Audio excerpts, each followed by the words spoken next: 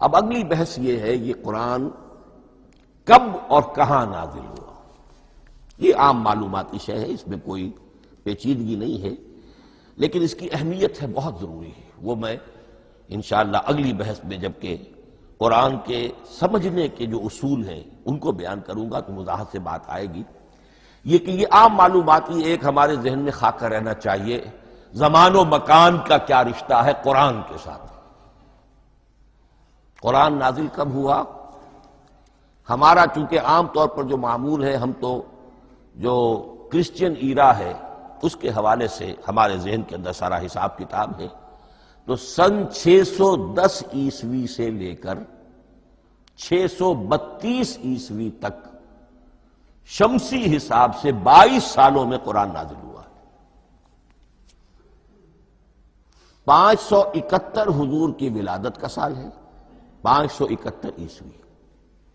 610 میں آپ 39 سال کے ہوئے، لیکن قمری حساب سے 40 کے ہو چکے.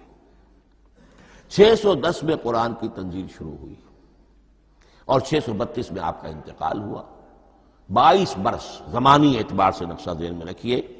اور اسے ہم اگر دوسرے حساب سے کہیں گے تو عام الفیل، وہ جو ابرہہ آیا تھا بیت اللہ کو ڈھانے کے لیے، وہ سال عربوں میں بہت مشہور ہو گیا تھا اور وہی سال حضور کی ولادت کا ہے.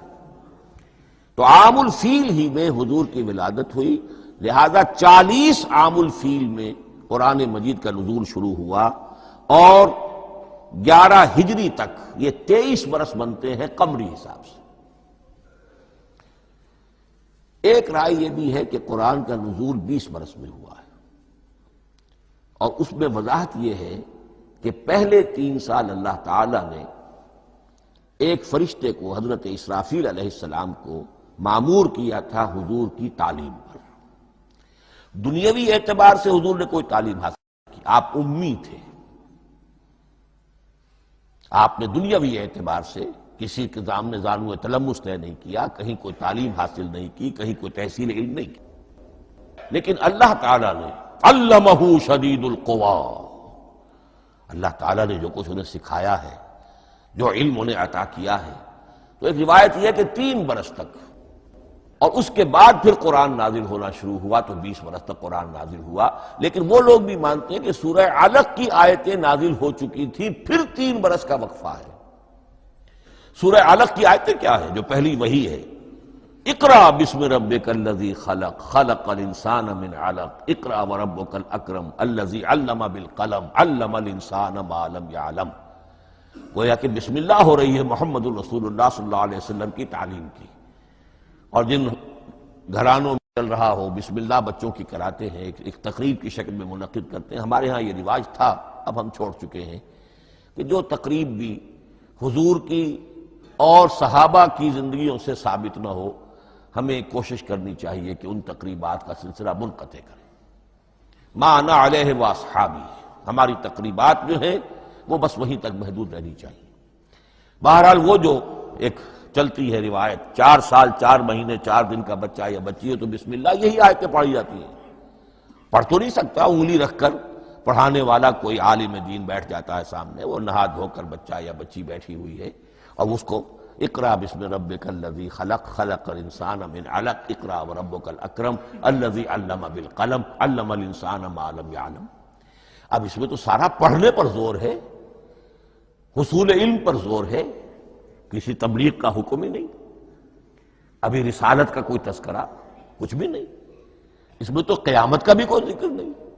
اب اس کے بعد روایت یہ ہے کہ 3 برس تک پھر حضرت اسرافیل دن رات حضور کے ساتھ رہے ہیں اور آپ کی تعلیم ہوئی ہے، اور پھر 3 برس کے بعد پھر وحی کا سلسلہ شروع ہوا ہے. واللہ عالم. لیکن یہ کہ جب سورہ اقرا نازل ہو چکی ہے اس کی 5 آیتیں، تو وہ 3 برس بھی اس کا وقفہ شمار ہوں گے. زمانہ نزول پھر وہی 23 برس رہے گا. اسی کے ساتھ میں نے عرض کیا تھا کہ دوسری بات یہ کہاں نازل ہوا قرآن. ایک لفظ میں تو یہ سمجھ لیجئے یہ حجاز میں نازل ہوا. حجاز جزیرہ نماء عرب کا ایک خاص حصہ ہے، پہاڑی سلسلہ. یوں سمجھ لیجئے، اس کو ذہن میں رکھیے. جزیرہ نماء عرب جو ہے وہ شمال سے جنوب کی طرف چوڑا ہوتا جاتا ہے. شمال میں شام اور عراق کی طرف جاتا ہے تو وہ تنگ ہے، پھر نیچے چوڑا ہو رہا ہے۔ اس کا جو مغربی ساحل ہے جس پر جدہ کی بندرگاہ بھی ہے، ینبو کی بھی ہے، اس کے کہیں وہ ایک میدان شروع ہوتا ہے ساحل سے، کہیں وہ بہت مختصر ہے، کہیں خاصا چوڑا ہے، اس کو کہتے ہیں تہامہ۔ پھر ایک پہاڑی سلسلہ ہے، اس کو کہتے ہیں حجاز۔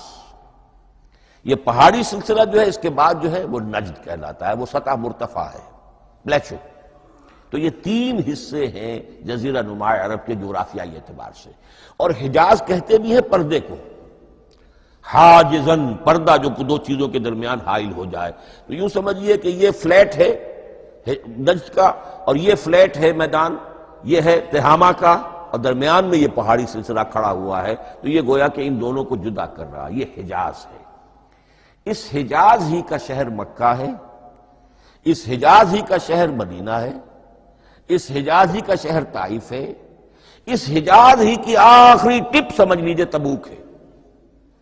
تو حضور صلی اللہ علیہ وسلم کی پوری زندگی آغاز وحی کے بعد سے لے کر وہ اسی علاقے کے اندر، پہلے آپ مکے میں تھے، قرآن مجید کی جو صورتیں اس دور میں نازل ہوئیں، یہ آیتیں نازل وہ مکیات کہلاتی، پھر آپ نے ہجرت کی، اور ہجرت کر کے جب آپ جا رہے تھے اس دوران میں بھی کچھ قرآن نازل ہوا اثناء ہجرت میں، پھر آپ مدینہ تشریف فرما ہوئے، اب وہ ہم کہتے ہیں مدنی قرآن، لیکن مدنی قرآن سارا مدینے میں نازل نہیں ہوا۔ آپ کبھی جا رہے کسی مہم پر، کسی جنگ کے لیے، غزوہ بدر کے لیے آ گئے ہیں، تو وہاں جو آیات نازل ہو رہی ہیں وہ مدینے میں تو نہیں ہو رہی۔ براڈ تقسیم تو یہی ہے، مکی مدنی۔ ہجرت سے قبل جو کچھ نازل ہوا وہ مکی، ہجرت کے بعد جو کچھ نازل ہوا وہ مدنی۔